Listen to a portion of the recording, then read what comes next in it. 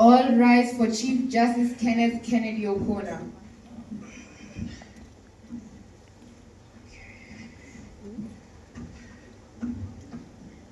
Court is now in session. You may have your seats. Okay, I can see that we are here, so shall we begin?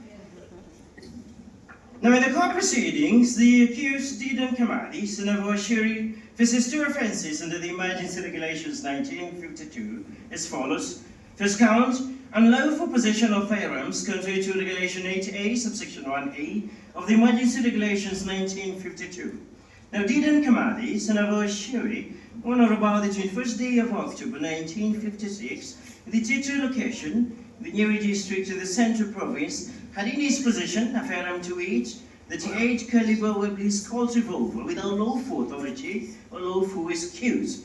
Second count, unlawful possession of ammunition contrary to Regulation 8A, subsection 1A of the Emergency Regulations 1952. So how does the defendant plead? My client pleads not guilty, Your Honor. Yes. Well, is there anything your client would like to say for himself? Ian, perhaps you could translate. I speak English just as perfectly as Mr. Henderson here speaks English. There will be no need for that. Noted. I would also like to say that I have never heard of such a law before. I have nothing more to say. Well, Mr. Dedan Kimathi, Tabodige, beg your pardon? you need to wait. I only have two regrets. That I will not live long enough to see my children grow. And that I will not live long enough to see a black man raise the Kenyan flag high. Mr. Dedan Kimathi, you stand accused of grave offences against the Crown. Do you understand the severity of the charges brought against you? I understand.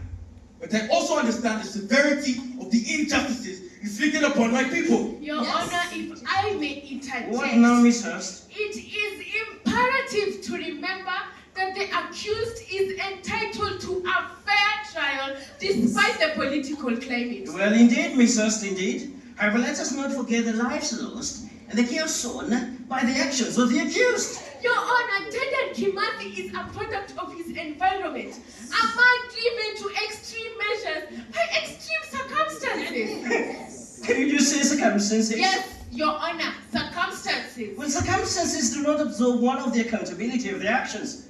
And again, the law applies to all regardless of their station or grievances. With all due respect, Your Honor, the law must also serve justice. Yes. And justice demands a renounced understanding of the complexities at play. Miss Hurst! Yes.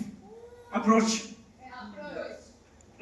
Are you suggesting that the lives of the Queen's men and women lost, the bloodshed endured, can be justified by mere circumstances? Your Honor, are you listening? I am suggesting that justice demands us to examine the root causes in order to understand the motivations behind the actions Come on, Miss before Hurst. passing judgment. Come on! Motivations do not negate one of the consequences of their actions. And again, your client stands accused because of his deeds, not his intentions. I will not be silent, Your Honor.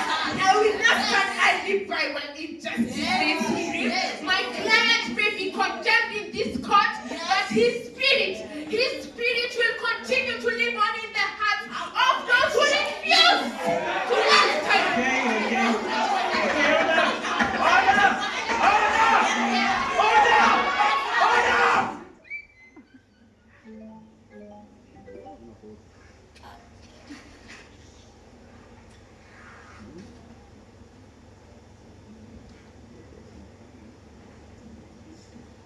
How do things look, Kimathi?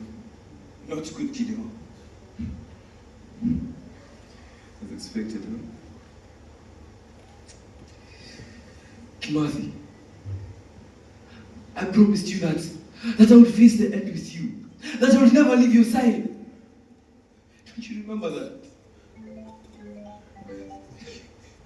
Thank you. Come. Come, Kimathi. Come. You know, one thing is definitely for certain here.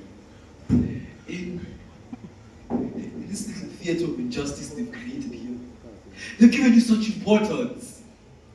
In all their efforts to silence you, they made sure that you will never be forgotten. son of a William. So hold your head high. Hold your head high. And walk like the lion that you are. Know that your roar will resonate throughout history. Now wipe those tears. Wipe those tears. I cannot see you cry. Kimathi, know that your spirit is unbreakable, even in the face of injustice. Kimathi. Kimathi. Go show them what you're made of. Know that your strength is their greatest fear.